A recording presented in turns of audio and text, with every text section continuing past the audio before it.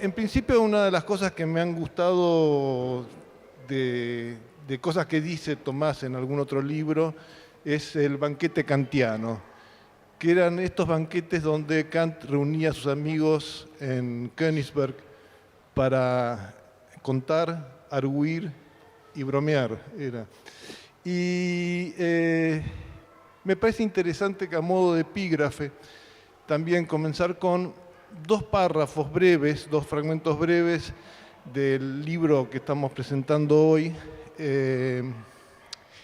que uno es un paneo general que Tomás da sobre Foucault, pero que nos da la idea de cómo Tomás encara el tema de Foucault, cómo lo trata y con qué profundidad y con qué digamos, fluidez corre el texto.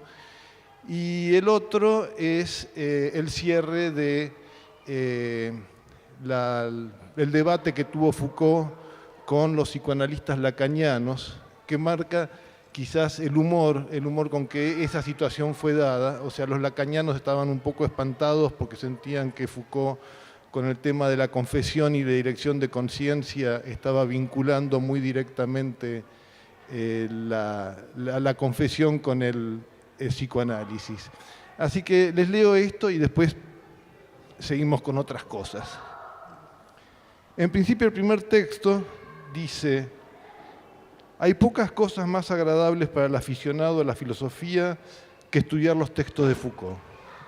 Se trata de un filósofo que se inserta en los problemas de la contemporaneidad, que no se escapa por la escalera idealista, que no da consejos ni cree en la felicidad, que no tiene una versión conspirativa del mundo, ni dice que todo es una basura, que el planeta se pudre, ni que lo único que importa es el hambre del tercer mundo, que no tiene horror al uso de las tecnologías, que no emplea el sintagma crisis de valores, y que no cree que la filosofía sea una sabiduría de elegidos ni un entretenimiento para ancianos.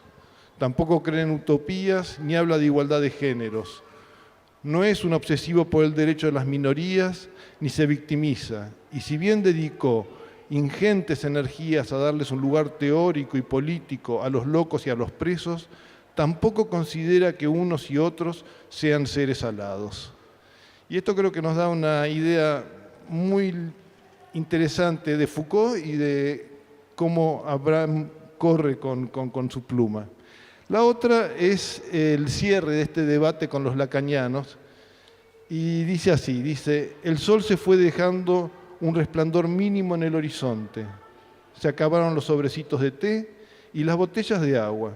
Algunos miraron la hora. Judith Lacan y los dos Miller se miraron entre sí y decidieron que Foucault debía ser quien cerrara la sesión. El filósofo tomó la palabra y para concluir dijo que la sexualidad, en cuanto dispositivo cultural, constituyó una sujeción milenaria en Occidente y que lo que se apreciaba en aquellos días era una buena nueva. El feminismo y el movimiento gay no se destacaban por reclamar más y mejor sexualidad, ni por denunciar formas acendradas de represión sexual y luchar por liberar al deseo. Por el contrario, proponían nuevas formas de desexualización y de vincularse, de crear lazos de amistad, afectos diferentes, discursos alternativos, lenguajes creativos. Por eso consideraba que se encontraban en la aurora de nuevos sujetos y de nuevas formas de sociabilidad en las que el sexo ya no oficiaría de separador de identidades. Finalmente, se despidió de sus anfitriones, lamentándose y pidiendo comprensión por desconocer el origen histórico de la mamadera. Acontecimiento nuclear que uno de los integrantes de la reunión había destacado cuando discutían el tema del feminismo y la contracepción. Dice Foucault: que se me cubra de cenizas, es imperdonable que haya olvidado la aparición del biberón. Bueno, esto quería darlo como un epígrafe, como para comenzar con esta charla. Realmente es una biografía que es mucho más que una biografía. Yo creo que Tomás se apalanca en Foucault y en todo lo que es la filosofía francesa, inclusive la historiografía, para desde este libro empezar a plantear su propio pensamiento. Y creo que hay una cosa que es muy interesante, que es que Foucault, que era un pensador de puntos y de arcos, se hace un recorrido, pero con puntos que están muy encapsulados unos con otros, o sea, que están muy encapsulados distintos unos de otros, quiero decir, perdón. Esta biografía hace necesario ese recorrido para poder ir vinculando esos diferentes de Foucault con su vida. Creo que el libro es extremadamente ilustrativo al respecto y en ese sentido Tomás tiene una selección de momentos de las vidas, lo hace con Sartre en El deseo de revolución, lo hace estupendamente y lo vuelve a hacer acá con Foucault con más intensidad y más extensión. Creo que el libro en ese sentido es extremadamente valioso e interesante y después, por supuesto, gana muchísimo cuando comienza a aflorar la opinión de Tomás, sobre todo vertida hacia nuestro país. O sea, el libro en ese sentido es muy valioso, realmente se los recomiendo. Tomás no necesita presentación, pero yo me quedé pensando no quién es, que todos sabemos, por eso estamos acá, sino que me quedé pensando qué es Tomás Abraham. Y me acordé de también una frase que él usa en uno de sus libros y que creo que tiene connotaciones sicilianas la frase. Yo creo que Tomás es la aguzada piedra en el zapato. Y entonces ustedes dirán, ¿el zapato de quién? O sea, ¿a quién molesta Tomás? O sea, ¿qué es lo que molesta de Tomás? A la iglesia, a los poderes, o sea, ¿a quién está incomodando? Y en realidad Tomás nos incomoda a todos nosotros, sobre todo a los argentinos, o sea, es la piedra en el zapato de todos nosotros. Porque Tomás lo que nos dice es que lo que no podemos continuar es con el pensamiento binario, que no podemos seguir pensando en función de víctimas y victimarios, que no podemos seguir tranquilizándonos porque nos metemos en un corralito y dejamos al otro del otro lado. Y en ese sentido yo creo que el pensamiento de Tomás es un pensamiento plural, luminoso, donde justamente nos lleva a un quiebre, nos lleva a una ruptura y casi en un modo socrático él habla, o sea, propone el conocerse a uno mismo, el pensarse a uno mismo y el pensar. Y ese es un tema que en varias de sus clases a las que yo he asistido, él lo expresa siempre con mucha fuerza y con mucho convencimiento. El pensamiento es algo que es un nudo, digamos, vital. Y ese pensamiento plural justamente es esta cosa de no creer que hay una sola causa, no creer que no hay intersticios, no creer que hay una verdad o un bien al cual uno se adscribe o uno se anota y con eso queda a salvo, sino que lo que hay es una discusión permanente de valores en donde uno va compartiendo estas cosas. Años atrás un periodista que no voy a nombrar y que ya murió, decía que cuando dos personas se juntan y una va con una idea y otra va con otra idea, cuando se separan son los dos más ricos porque se van los dos con dos ideas, y eso no es verdad. La verdad es que cuando una persona se presenta con una idea ante otra con una idea, y si realmente piensan y piensan uno frente al otro, lo que se van es cada uno con una idea, pero distinta, mejor, una mejor idea de las cosas, o una idea distinta por lo menos, lo cual ya es bastante. Voy a empezar con las preguntas, si te parece. En uno de tus libros vos citás a Sartre y Sartre dice, para ser filósofo hay que estar muerto. O sea, o solo los muertos son filósofos, dice. No solo eso, sino que después Foucault se niega como filósofo, nunca se define como filósofo, se reconoce como un historiador con intervenciones filosóficas en algún caso. Paul Venn tampoco se reconoce como filósofo.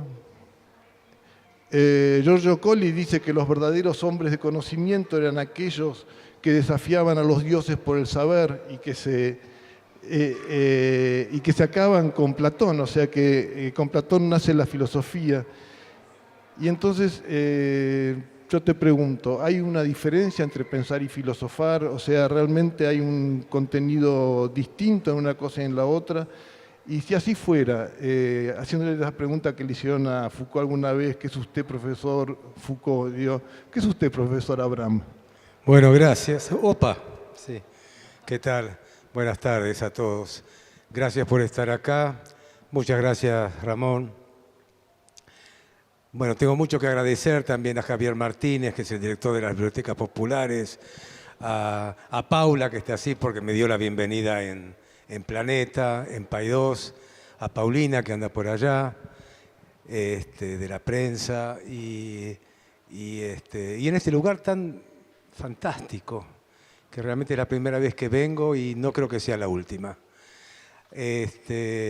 Bueno, gracias Ramón. Ramón, hace 2 años que estamos toda la semana juntos en la Biblioteca Nacional en los diferentes cursos, y además él ha dedicado su tiempo a leer algunos de mis textos y ha escrito sobre eso, y ahora está dispuesto a iniciar esta conversación conmigo. Me preguntaste, sí. Si me preguntaste qué era yo. Sí, sí, sí. Bueno, la palabra filósofo es una palabra que produce una cierta incomodidad porque es impúdica, porque en general la palabra filósofo tiene que ver con la antigüedad, y es una antigüedad donde se supone que abundaban los sabios. Entonces, cuando uno dice filósofo, está hablando de una actitud de alguien que pretende la sabiduría. Y esto realmente no solamente es impúdico, sino que es ridículo. Es decir, porque los sabios no existen. No sé si estarán de acuerdo, para mí no existen los sabios. Hay gente que intenta comprender las cosas. Pero el sabio sí es una figura casi sacerdotal. Sin embargo, ¿qué otra cosa puede decir alguien que estudió filosofía, que da clases de filosofía, que escribe libros de filosofía? Un sociólogo que hace eso dice que es sociólogo y no tiene ningún problema. Un químico hace lo mismo, un arqueólogo hace lo mismo. Entonces, en un momento dado yo me dije, yo voy a hacer lo mismo, yo soy filósofo. Es decir, otro es sociólogo, otro es psicólogo. ¿Yo qué voy a decir? No, soy magíster en filosofía, profesor en filosofía. Pero eso va y viene, porque últimamente ya no quiero decir más que soy filósofo. Me gusta decir que soy profesor de filosofía, porque me di cuenta cuánto me gusta enseñar.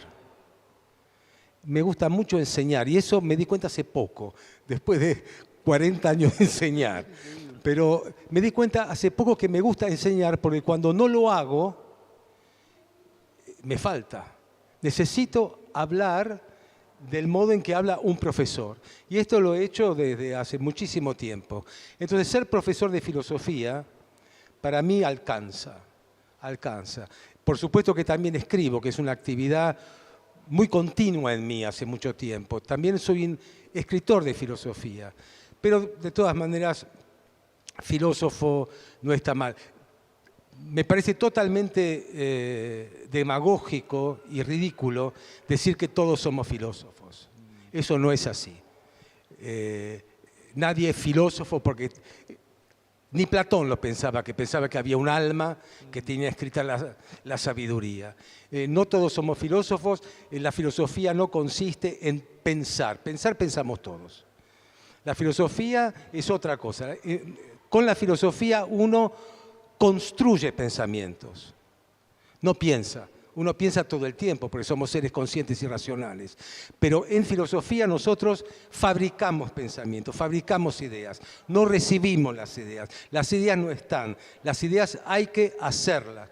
Del mismo modo que uno hace una pintura con un lienzo, o hace con el mármol una escultura, o con un algoritmo una fórmula. Nosotros en filosofía también tenemos que producir ideas. Es decir, eso es pensar en filosofía. A mí me gusta la palabra ideas, que es una palabra general, tradicional y de siempre. Ideas. ni conceptos, ni argumentos, sino ideas. Tenemos que producir ideas. Entonces, la producción de ideas es toda una disciplina que implica acercarse y estudiar ideas de otros. No es posible producir ninguna idea si uno no entra en el mundo de las ideas de los otros. O sea, en realidad, nadie piensa si no es el pensamiento de otros. Yo pienso el pensamiento de otros. Cuando leo a Foucault, ¿qué estoy haciendo? Estoy tratando de pensar lo que él pensó. Y entonces, no hay el primer filósofo, no hay un pensador original, siempre estamos en medio de la circulación de ideas de otros. Nos metemos en ese mar y tratamos de aportar algo previa una disciplina de lectura. No hay filosofía sin lectura. No hay filosofía sin lectura, es decir, no hay filosofía sin escritura. La escritura que nosotros recibimos, y no hay filosofía sin lectura. No se piensa filosóficamente tomándose la pera, cerrando los ojos y poniendo cara de profundidad. No, se piensa leyendo, trabajando los textos, ¿no? Y en medio de ese trabajo, con ese trabajo ver si se nos ocurre algo que es la creación de una forma. Además, no se puede producir una idea si uno no entiende. Es fundamental no entender. Es fundamental no solamente la ignorancia, que Sócrates ya con el solo sé que nada sé dijo todo, sino el no entender. Es decir, acercarse a un libro de filosofía o cualquier texto que a uno le interese, porque para mí la filosofía no es lo que está dentro de un manual de filosofía, sino no entender. Es decir, lo primero es no entender.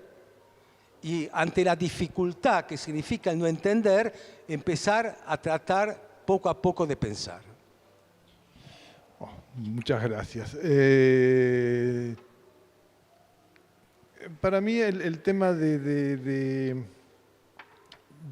estas biografías que has escrito de Foucault y de Sartre tienen ¿Te puedo mucho... hacer una pregunta? Sí, podés, por supuesto. Usás la palabra biografía y me llama la atención porque yo no escribí nunca una biografía. Pero de alguna manera, ¿por qué no? Es la biografía de un pensamiento, no de una persona. Porque está bien que yo me meto un poquito en este caso con 2 capítulos sobre la vida privada de Foucault, pero que tiene que ver, bueno, está bien. Pero en realidad, ¿por qué no la biografía de un pensamiento? No de una persona. Yo no estoy hablando de que Foucault hizo esto, lo otro, conoció a este, etc. Es decir, es la biografía de un pensamiento. En ese sentido, sigamos con la biografía. Bueno, acepto la corrección. ¿Puedes aceptar fragmentos biográficos? Tampoco. Tampoco, bueno.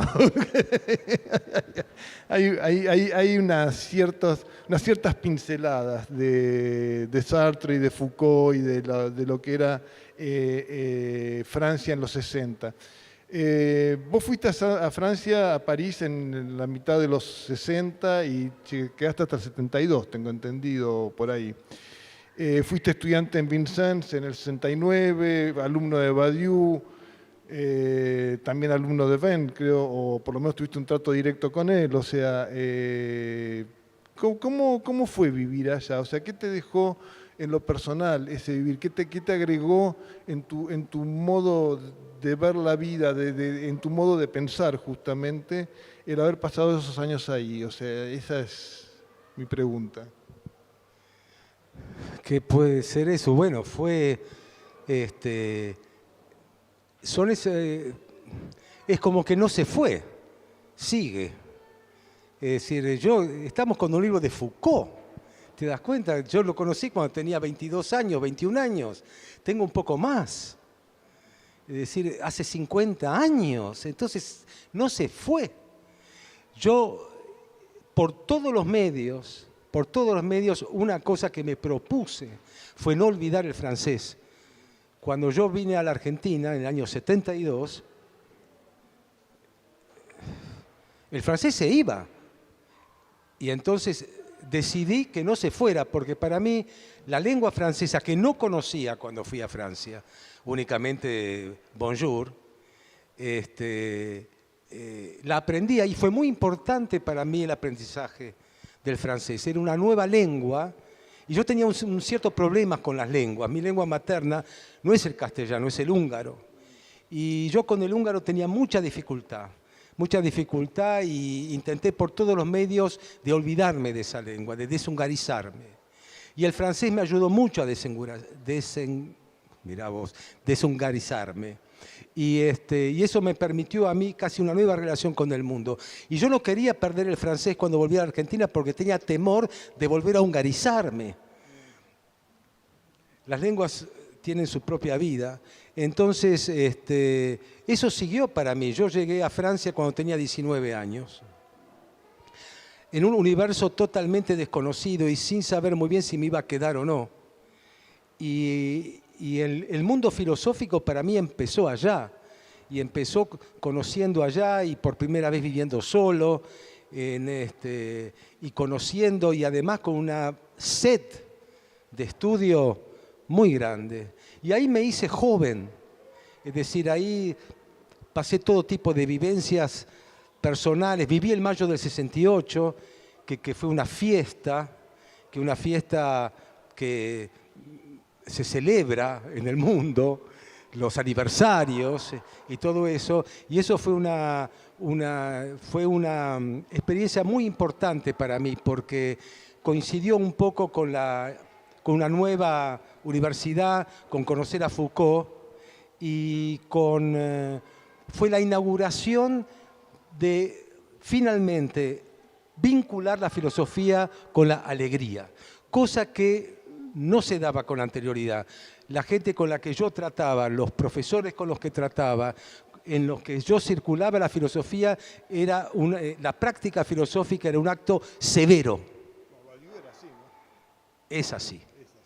Severo por el rigor, severo por el concepto, severo por la misión, además que se tenía que tener por el hecho de estudiar filosofía. Y fue con el mayo del 68 y el conocimiento de Foucault, fue la primera relación que encontré en que pensar puede ser algo así como una fiesta, que pensar es una alegría, lo que no quiere decir divertirse. No tiene nada que ver con eso. Es una expansión de otro tipo. Así que para mí Francia fue sumamente importante. Creo que voy a ir el mes que viene. No quise ir durante años porque ya me aburre, porque no están todos muertos los que yo conocí. Encontré algunos amigos importantes allá, aparte de mi formación, porque ahí empezó y siguió. Ahí con Althusser primero, con Foucault y después con esta gente, a mí me dio los elementos como para poder después trabajar en filosofía. Así que tuve suerte, la verdad tuve suerte. Sí, sin duda que sí. A mí me tocó en el libro leer cuando vos estás en Bretaña y tomás contacto por primera vez con el orden del discurso, cómo lo narrás. Esto es autobiográfico, perdón, pero bueno. Eso me generó una cierta emoción, o sea, me transmitió algo bastante intenso, como lo narrás, con el pudor que lo narrás, porque lo narrás púdicamente, narrás lo que te sucede a vos púdicamente, como una transformación en el momento en que ese libro te llegó a las manos. Y lo entiendo porque después de haberlo releído como 4 veces gracias a vos, ahora creo que a mí me pasa algo. Mira, te interrumpo un segundo. Antes de venir acá estos días, estuve pensando en nuestra reunión de hoy. Y estaba pensando por qué el orden del discurso fue importante para mí. Siempre lo digo. ¿Por qué desde ese momento hubo como una nueva vida filosófica? Y estaba pensando por qué. Y se me ocurrió algo que me parece que no había pensado antes. ¿Por qué fue importante? Yo hasta ese momento estaba estudiando con gente vinculada a los marxistas de Althusser, que fueron los que me enseñaron a leer un texto. Yo no sabía muy bien qué era leer filosofía. Pensaba que era como leer un diario, una novela o alguna otra cosa. Y la lectura para los althusserianos era también un aire de época, lo de la lectura, lo del texto. Ellos me enseñaron eso. Pero siempre hubo una cuestión con la filosofía. Uno estudiaba filosofía para poder entender la historia, para poder entender la sociedad, para poder entender. Pero ese entendimiento o ese conocimiento, como ellos llamaban, esa práctica teórica, estaba subordinada a otra cosa, que era la práctica política. Por algo eran marxistas, porque la meta final de cualquier actividad de tipo intelectual era la revolución. Por lo tanto, no cabía ni siquiera pensar, salvo que vos fueras un idealista, un contemplativo, un hombre, un burgués, alguien que quería mantener el statu quo, es decir, que estaba asociado a la clase dominante, no era concebible que uno se dedicara a la filosofía, a un trabajo intelectual y a la práctica filosófica si no estaba subordinada a la revolución. Ahora, ¿qué era la revolución? Bueno, eso podía ser ir a la sierra como Regis Debray, o podía ser, bueno, parte de un partido comunista o lo que fuere, pero estaba subordinado. Entonces, siempre uno tenía esa sensación de que la práctica filosófica, y en caso de uno quedarse en ella, generaba un sentimiento de culpa, porque no asumía todas las consecuencias de ser coherente de lo que implicaba esa práctica filosófica. Cuando conocí a Foucault se terminó todo eso. Quiero meterme un poquito con la muerte del hombre y la muerte de Dios, no sé si te parece. O sea, yo entiendo en la muerte de Dios de Nietzsche como la entrada de la modernidad, como la entrada, como el paso adelante de la ilustración. Y la muerte del hombre como finalmente, o sea, pasamos de este Dios infinito a un hombre finito que cree que puede hacerlo todo, es mi interpretación, y de ahí vamos a un hombre que finalmente, a partir sobre todo después de la Primera Guerra, de la Guerra del 14, que se le acabó el mundo, se acabó ese hombre, ¿no? Entonces, ¿qué viene con el humanismo muerto? ¿En qué estamos ahora? ¿Qué es lo que estamos viviendo? Bueno, ese es un tema complicado porque tiene como aristas. Cuando la muerte del hombre en Foucault es un tema predominantemente teórico, no es político ni moral.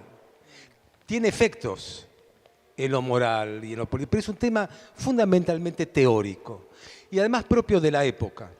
Acerca del humanismo también escribió bastante Althusser, era un poco lo que se llamó estructuralismo de la década del 60, principios del 70.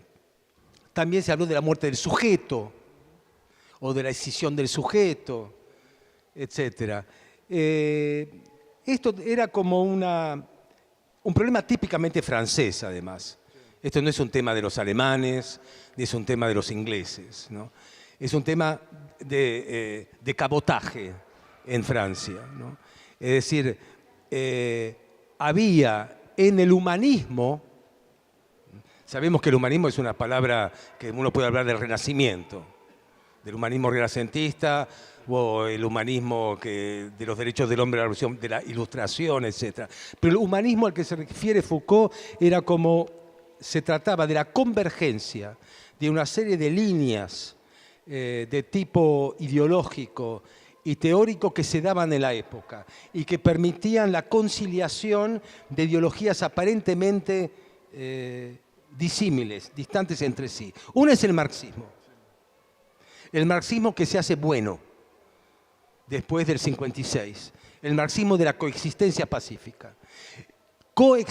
pacífica con adversarios ideológicos, por ejemplo, el catolicismo.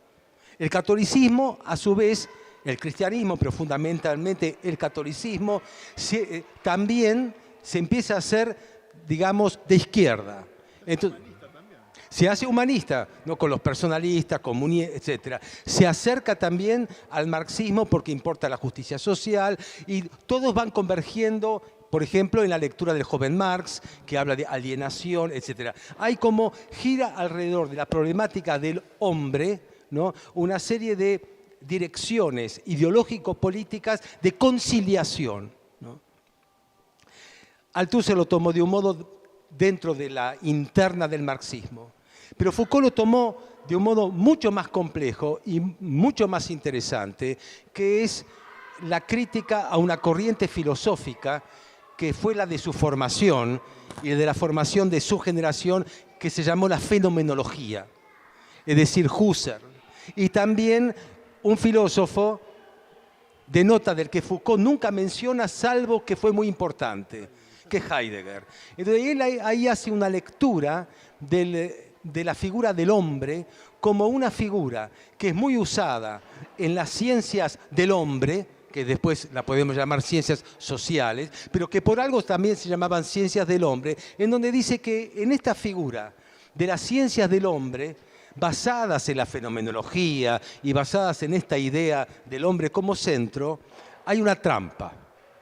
Y la trampa es muy sencilla.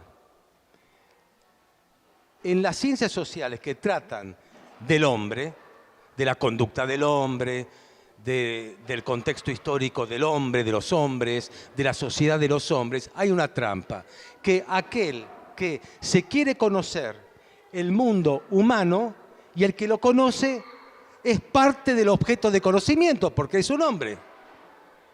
Es decir, el sujeto de conocimiento es parte del objeto de conocimiento. Y esta especie de, como llama Foucault, doble, este doble, permanentemente en la epistemología o como quiera llamarla, se va a estar preguntando por los fundamentos del conocimiento. Porque evidentemente, si yo quiero tener una lectura objetiva, totalizadora de mi objeto humano, tengo que desaparecer y ser una especie de deus ex machina. Pero si estoy, bueno, entonces, eso dice es la trampa que va a llamar Foucault el hombre y sus dobles. Y va a decir, este hombre que pretende, mediante el conocimiento del otro, conocerse también a sí mismo, murió.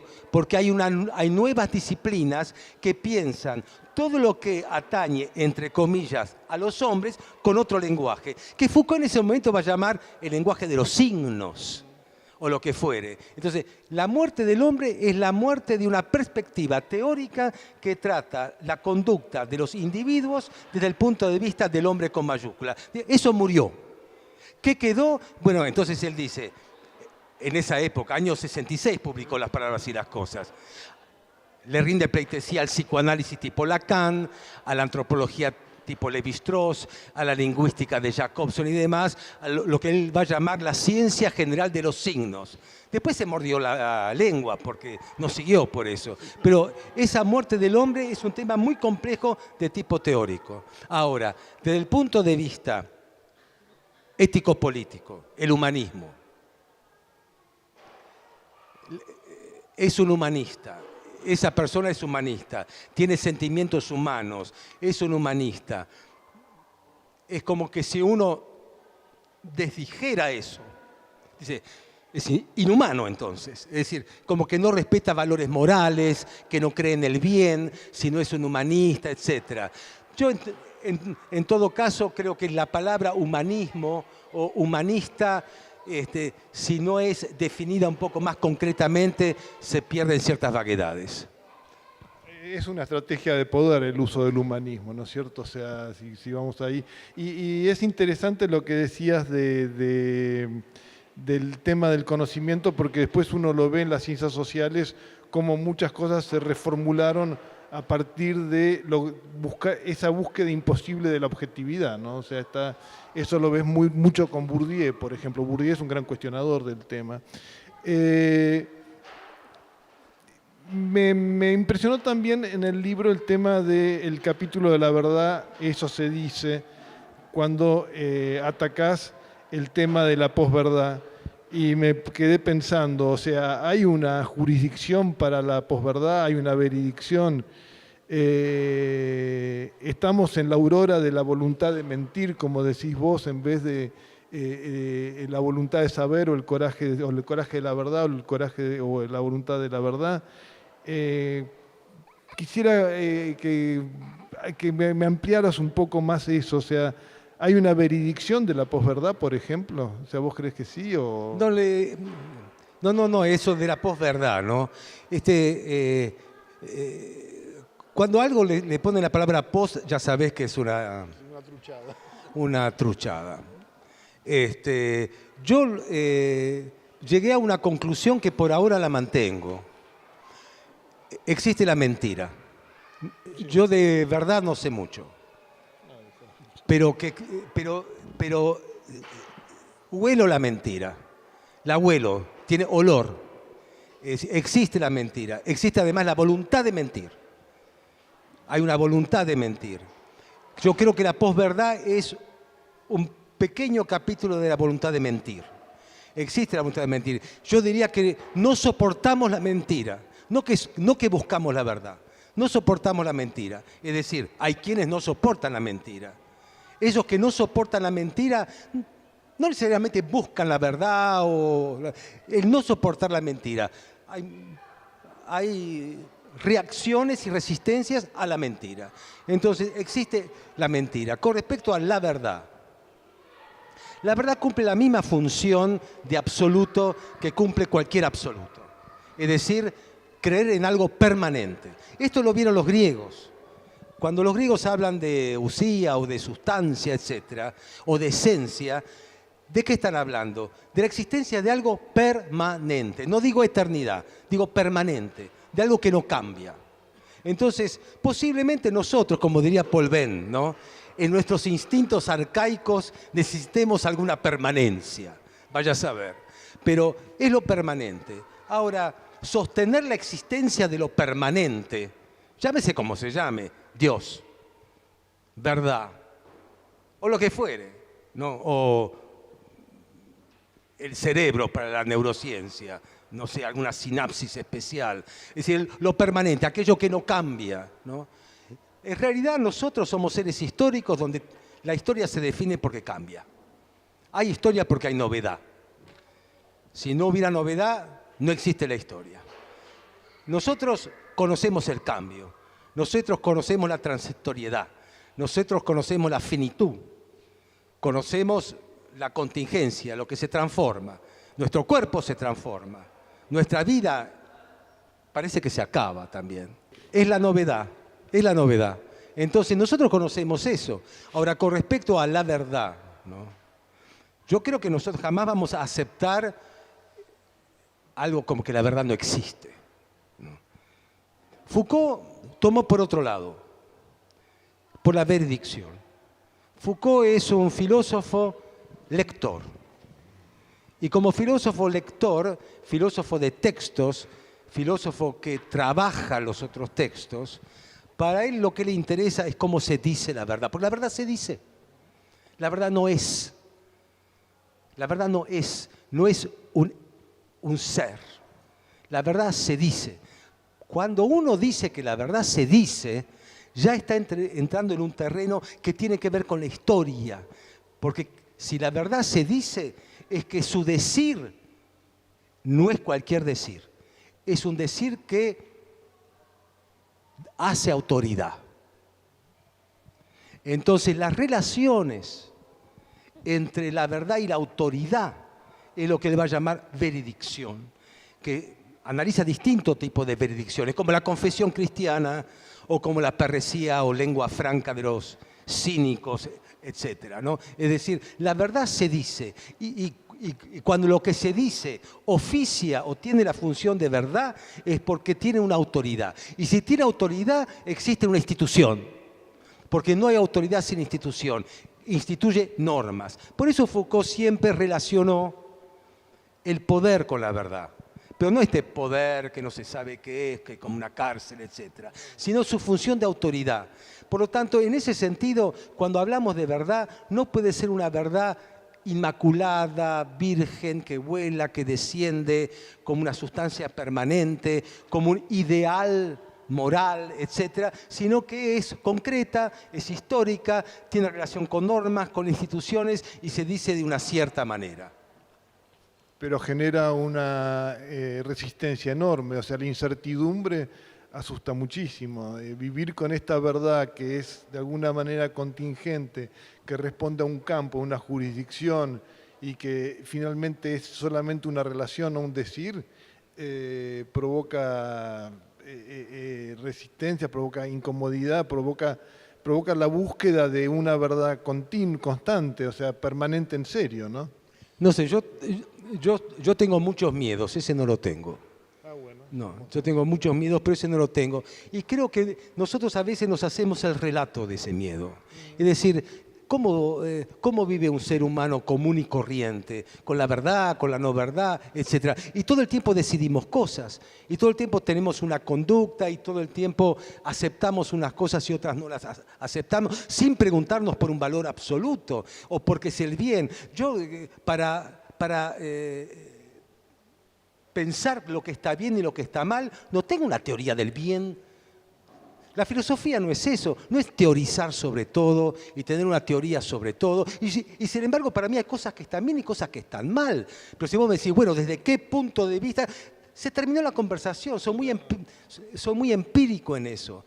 Hay cosas que están bien y cosas que están mal. Hay cosas que son crueles y abominables y otras cosas que tengo compasión, o sea, me importa lo que le pasa al otro, es decir, me importará tanto, más o menos, etcétera. Pero no es todo teoría, todo la verdad o no la verdad. La incertidumbre. ¿Quién no vive con incertidumbre? Todos vivimos con incertidumbre, pero nos despertamos a la mañana, tomamos el desayuno y vamos a trabajar con incertidumbre, pero no todo es incertidumbre, nadie vive en una incertidumbre total. Es decir, hay cosas que no sabemos, hay cosas que cambian, hay cosas que no sabemos cómo vienen, pero eso todo nos estimula, todo lo contrario, nos estimula, porque somos seres curiosos, porque nos importa conocer, porque nos importa averiguar, porque parte de la vitalidad es esa, que la incertidumbre te estimule a seguir, a vivir, a caminar, etc. Así que yo no tengo ese miedo, que no haya valores absolutos que resulten absolutamente claros como axiomática. El bien es esto, la verdad es esto y todo eso es esto. ¿Hace cuánto tiempo que la humanidad... Hablabas de Nietzsche, la muerte de Dios. Bueno, la muerte de Dios es algo serio, es decir, no es la muerte de los credos religiosos, es la muerte de los valores absolutos. Y realmente los valores absolutos hoy en día, la verdad, son todos discutibles. Más todavía, es una sociedad, la nuestra, la moderna, de permanente polémica sobre todos los valores, permanente polémica sobre todos los valores. Todo el mundo puede levantar una norma y decir, esta es la norma, ¿no?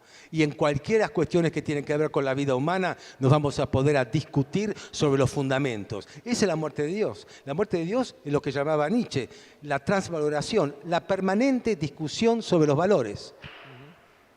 Y yo no creo que eso sea algo ni triste ni temible. Mucho más temible era vivir bajo el universo teocrático, en donde cualquier cosa, cualquier coma que vos pusieras, cualquier pero adversativo, eras un hereje. Entonces, yo le doy la bienvenida, no a la muerte de Dios, porque yo respeto. Bueno, yo siento que vos le tenés más simpatía a Ben que a Foucault, porque crees que Ben en el fondo ve un sentido que Foucault no ve. O sea, a veces... Bueno, lo que pasa es que, como decía en nuestras clases, que Ben dice lo que piensa muchas veces y tiene mucho humor. Y tiene el humor que a mí me gusta. Tiene ese humor que es un humor un poquito escéptico, un poco irónico, con alguna ternura también. Es decir, él dice lo que piensa y no le importa que lo que pensó ahora y lo que piense dentro de 5 minutos sean totalmente distintos. No le importa eso. No, es muy simpático cuando trata de explicar cosas del mundo antiguo con símiles del mundo actual. Eso a mí me causa una enorme simpatía cuando leo a Paul Vine eso.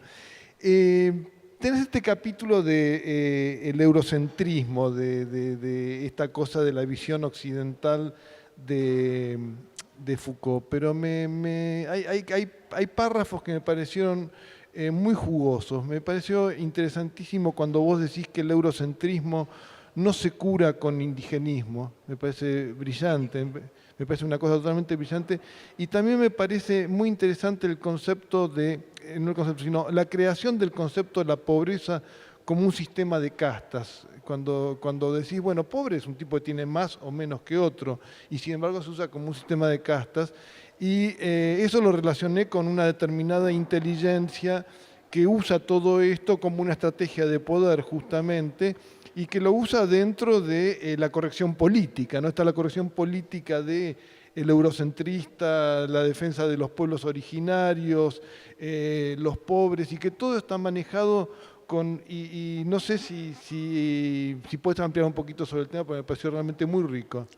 Bueno, sí, no sé por dónde agarrarlo eso, sí. El eurocentrismo, bueno, Foucault, hubo análisis bastante interesantes sobre los límites del campo de investigación de Foucault, que es Francia fundamentalmente y Europa y él, muchos trabajos suyos de tipo histórico como Vigilar y Castigar es de 1770 a 1830. Por supuesto que el modo en que él lo trabaja no es al modo de un historiador que toma un periodo y lo agota. Como él estudia problemas, como él dice, esos problemas van más allá de la época que él está investigando. Pero han dicho, bueno, tiene sus límites ese tipo de investigación, porque Francia, al ser imperial, ¿no? Y tener 20 veces más territorio en las colonias que en su metrópoli, en las colonias que no eran naciones, sin embargo tenían un Estado. Y en ese Estado los problemas de gubernamentalidad, los de la gestión y todos esos tipos de cosas que analizaba la biopolítica, que analizaba Foucault en la metrópoli, se daba de un modo diferente en las colonias. Y hay algunos trabajos que eran interesantes. Pero yo decía, bueno, por un lado es cierto, por otro lado el proletariado que estudia Foucault, que es el de la industrialización, de 1820, 1830, de la urbanización, no era muy diferente tampoco a las poblaciones indígenas de las colonias. Tenían la misma miseria, la misma proletarización, la misma fábrica de pobres y todo ese tipo de cosas. No lo veo tan distinto. Pero después hay esta idea medio mítica de Europa, ¿no? Es decir, que como si Europa existiera, ¿no? Es decir, Europa, ¿qué es Europa? Europa es una serie de pueblos que se odian entre sí, ¿no? Un nido de ratas, decís vos. Dije eso, nido de ratas. Bueno, está bien, si lo dije. Sí, está escrito. Escúchame, 2 guerras mundiales, ¿a cuántos mataron? 2 guerras civiles en realidad. Sí, es decir, Europa, ¿qué es? Yo nací en Rumania y no soy rumano. Soy un judío, una parte de su familia la masacraron, que es lo que soy. Los húngaros, los franceses, dentro de Francia. Y uno dice Europa, Europa. Yo no creo que Foucault sea un filósofo europeo. No creo que los filósofos sean ciudadanos de una nación. Tampoco creo que las ideas vuelan, nada por el estilo. Es de lengua francesa, sin duda. Tiene una tradición, sin duda, una tradición que él arma también, cada uno crea su propia tradición.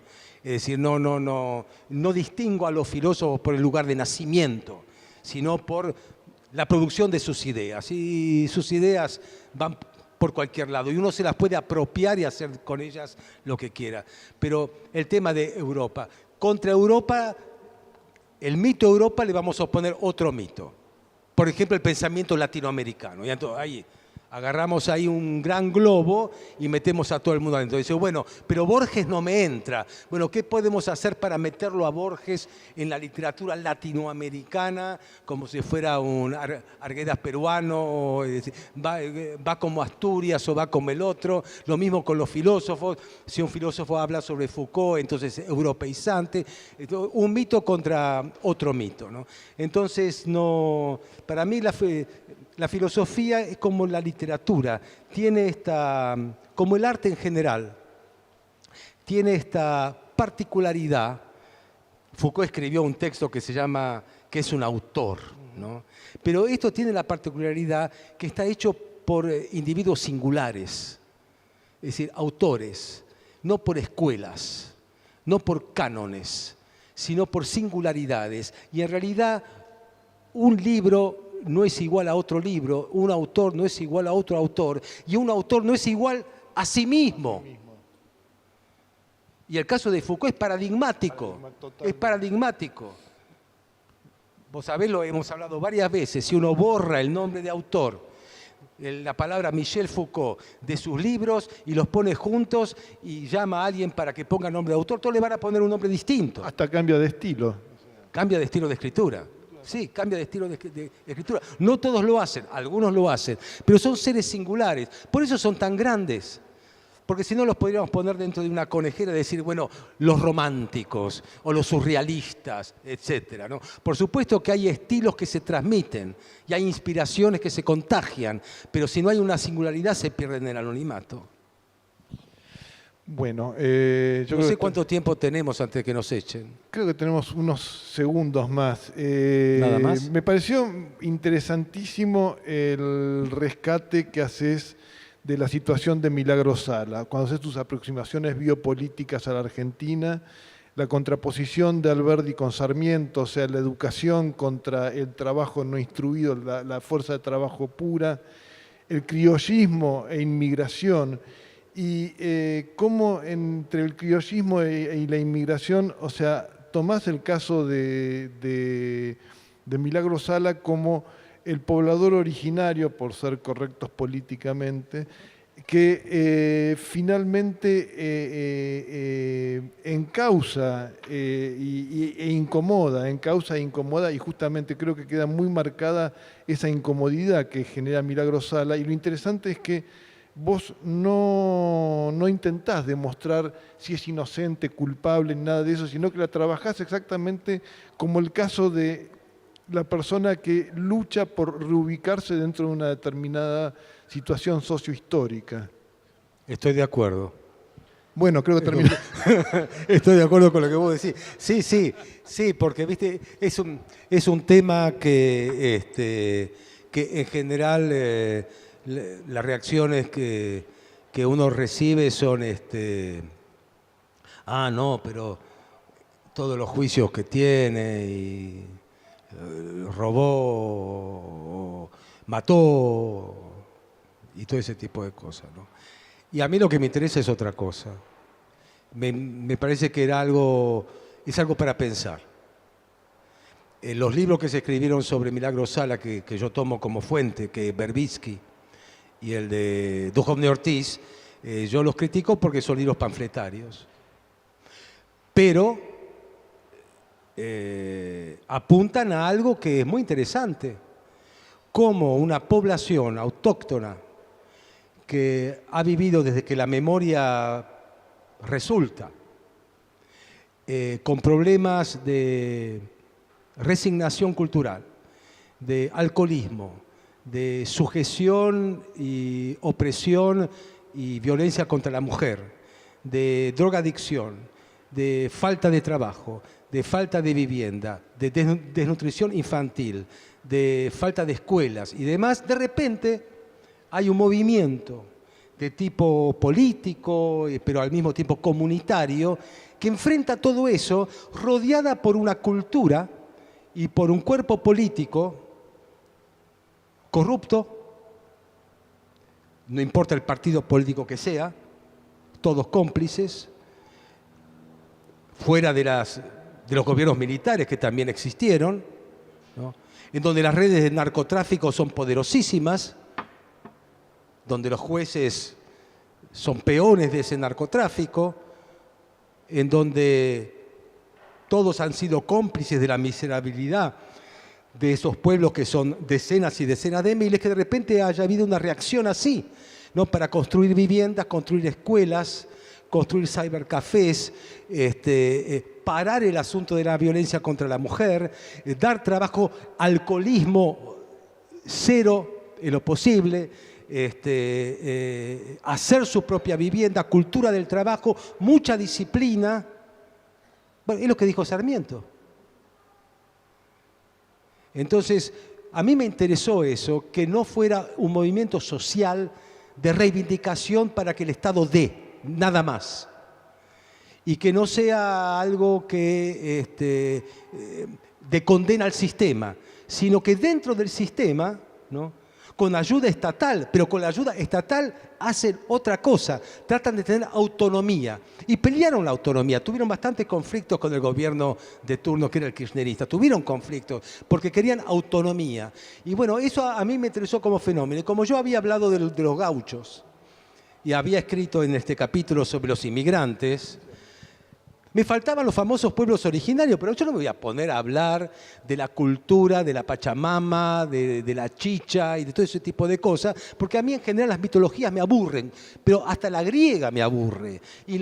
A mí me aburren las mitologías, y a mí no me tiene que interesar todo, pero sí, digo, como pueblo originario lo que me interesa es el presente y el futuro, porque esta gente es futuro, lo que hacen es futuro, incluso con los mapuches en el sur. Esto es interesante si es futuro. En el gobierno de Evo Morales en Bolivia, que está hace un montón de años y demás, si algo era interesante de Evo Morales, no era la reivindicación de lo autóctono, sino que los aymaras estudian chino. Es decir, eso es lo interesante, que se apropiaron de los tiempos, no que quieren recuperar los tiempos idos, se apropian de los tiempos. Y eso me pareció interesante en ella. Sí, realmente me pareció muy interesante y brillante la aproximación, aparte de el juego Alberdi y Sarmiento que haces, inmigración, criollismo, la resistencia del criollismo y todo eso. Bueno, muchas gracias por estar. Gracias.